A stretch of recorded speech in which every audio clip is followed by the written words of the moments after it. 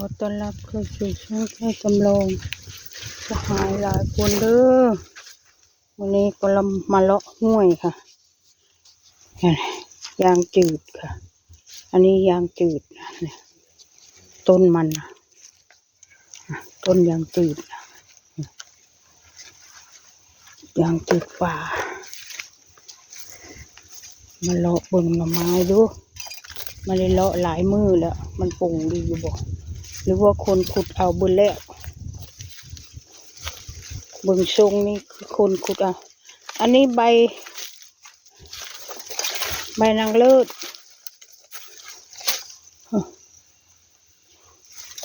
ใบนางเลิศมีหน่อไม้บ่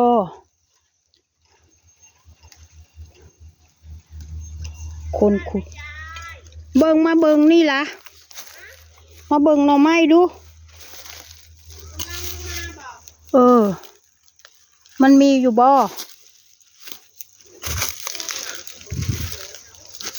ฮะ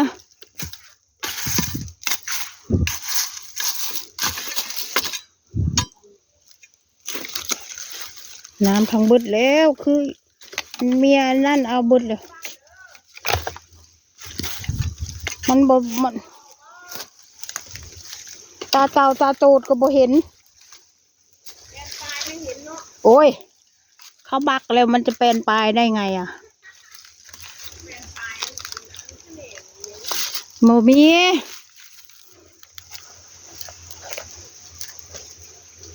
มาหาหนูโดยเฉพาะบอกมีแล้วมาให้พร้อมเมื่อวานนี้บ่ได้มาเด้เนาะฮะมาขุดบังดูเฉาเจ้าน้ำมันใครเอามาขุดบังดูไม่ได้ล่ะเป็นคุณเราไปเบิ่งกองคุณแล้วบอกยังไปส่งคนนู้นไป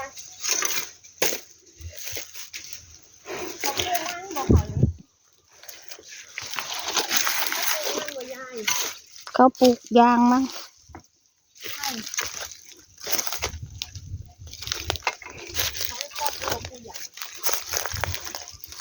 โอ้ยปกป้อมมันก็บ่ปลูกแล้วบ่แม่นให้มันเนาะอันนี้ให้เจโดนเขาบริมาเขาไปโยมมันเด้มาอันนี้ปลูกอย่างคักขนาดปลูกอย่างพร้อมเลยก็ไปจ้างนำเจทมที่เอาอย่างมาขายมากันกี่คนเนี่ยใครเขานี่จ้ะโผมาไม่มีใครมาได้หรอมีคนมาอยู่บ่ฮะโอ้ยออกเนาะเจลิงเอาแล้ววันก่อนเลยนะยังไม่ออกเจลิงเอาเบิดแล้วนี่เลย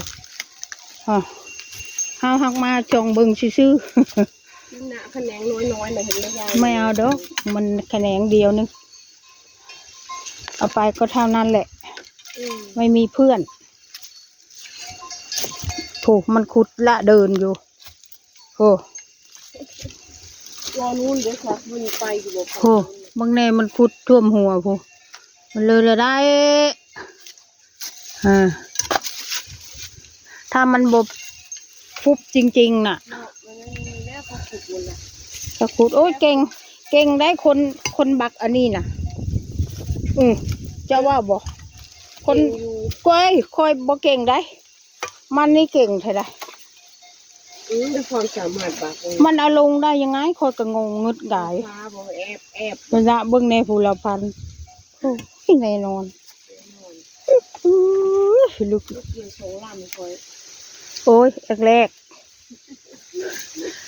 กเลยนะคะมันนี่ทนได้เฮ้ยมาแม่บักละ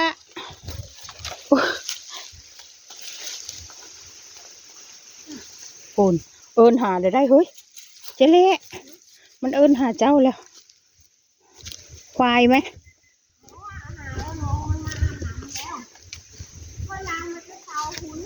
บ่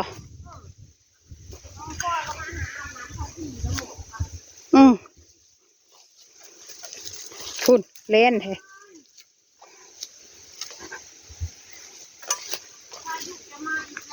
ฮิบให้มันมาโลดค่อยจะได้คาตะไคร้ค่อยจิบตายนะ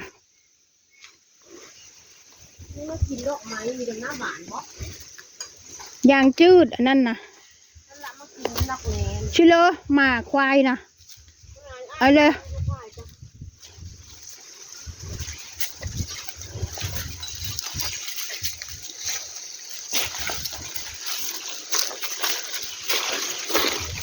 บนมีละเจลีงเอาแล้วมาเค็ดมาชงบนชิ้น อ้าวนี่ไม่ใช่ผักขาเนาะ ใช่ ใช่ดมดูดิ นี่เหนียนดู เบ้ย เจ้าท่านจะเอามาซื้อมาเฮ้ย ลากของเก่าแล้ว มันจะก่อนนะเนาะ แม่นแท้แม่นบอก ไม่เหม็นนะ เฮ้ย ไม่เหม็นแต่ยาย แม่นบอกเฮ้ยหอยมาสังวาเถอะพักเพลือฉัน ดมเบิ่งมีได้กลิ่นแล้วหน้าตาคล้ายผักขาเอ้ย โมแมน ไม่เหม็น โมมีกุ้น อ้าวมันธรรมดามันทอดเด็ดมันก็ตรวจแล้วเนาะ แบบนี้ก็ใช่ผักขาเหมือนจังเลยนะยายเหมือนจนแกะอ้อเลย ฮะมันคือบุตุย ได้ ใช่ กลิ่นตุยกึตา แม่นโบเจเละ ไม่ใช่ เอาไม้เบิ่งดู แล้วไม่ก็ไม่เหม็นมีกลิ่น พักหยังวะ พักอยู่แถวหินโหยเนี่ย ไม่ใช่ชะอมนะอย่าไปกินทั่ว เหมือนจังเลยเนาะนี่ข้อเรากินดอกอันนี้แล้วนี่ กินโรดคอยยังเอามือลวกกิน เอานี่ดอกไม้ทัด ดูกันดูต้นนั้นบ่มีบ่ เขา ก่อ เอ๊ะ น แบบนี้แล้วว่ามันเป็นน้ำนะยาย ฮะ แล้วก็บี ก่อนนั้นบ่มีบ่ไปช่องมาดูแม่นนอใหญ่บ่โทรบ่นะ ไม่มีโอ้แหงแรงป่านนั้นละใดบ่ ก่อนนั้นนาของปู่เจ้าตัวนั้นริมค่ะมันเคยออกเนาะ มันถูกตายบ่แล้ว ข่าวบ่ถามไป ทางแล้วเรื่องไม้มันปลาลุงอึบกบดล่ะ ว้าอันนี้ก็มันไม่ได้ออกจากเบ็ด เอาเลย นี่ มันลงมาเต็กแล้วนี่หักแล้วหมูลมกิน ปลาเปือเขาตายเบุญเลยนะมาชู มีตายบอลเยอะๆอยู่ ปลาดุกอยู่นี่นะ ว่าละมาชุกโกนโซนเจ้าโกนอยู่ผลมา โอ้ยไม่ได้ละห่านเฮ็ดหยังอะนะจับปลาแล้วบ่ ดินเท่าน้อย บ่ ดินบะตองไม้ไผ่เดะแซ่น้ อืม ำมึงได้เพื่อนค่อยนะ มีน้องหมาน้องควายแล้วเป็น พี่จ้างก็ตูเนี่ยตูขาวๆนะชื่อว่าไง เอเลน เอเลนมาพี่งูถึงนะ ได้เขาซื้อเดี๋ยวนี้ร้านนั้นไม่จักซื้อแล้วค่อยไม่เคยหอง ตัวนั้นกระแดง แดงกับมุมแล้วมิดจัดเขาไม่เหลวเบ้างเลยเขาไม่ได้ตังค์เขาแต่หน่อย บ่ ตัวนั้นมันได้10 นิ้ว โอ้ยควายนั้นมันเย็นเบิ่งแน่ผู้ แต่เสาแล้วขอออกกิน ลอยคอหน่อไม้ไผ่คำบ่ออก ปล่ย บ่เล่นแท้ๆนะโอ้ดู แต่ เล่น ของดินล่ะ เล่นเลย นะ นะ เขตดูเขาเอ็ดเลือดสาเขต ดำแดงมุมอะตัวนี้ ตัว10 นิ้วละมุม มาก็บ่จำยายจักเทื่อได้จะห้าว เข้าคู่คน เอ้ยควายอันนั่นนะจูมันเย็นเนาะควายน้อยนี่แหงแมบอยู่ผู้เดียวมือค่อยปวดนะ นั่นเกาะหนามแล้วค่ะ พักขนาดมองมันอาบน้ำมันบ่จ้องไปอาบใจแล้วมันว่า นั่นอยืดก่อนค่ะ จ้างมันมาอยู่บ่มัน มา นี่ เขาเห็นมามีรังเลี้ยงควายบ่เขาเลี้ยงเฉย